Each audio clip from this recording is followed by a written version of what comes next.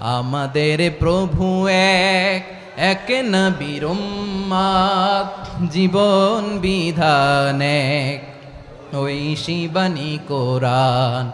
আমাদের প্রভু এক, এক নবীর উম্মত, জীবন বিধান এক, ঐশী বাণী কোরআন। তবে কেন এক নও হে মুসলমান, এক হও করিয়া আহ্বান।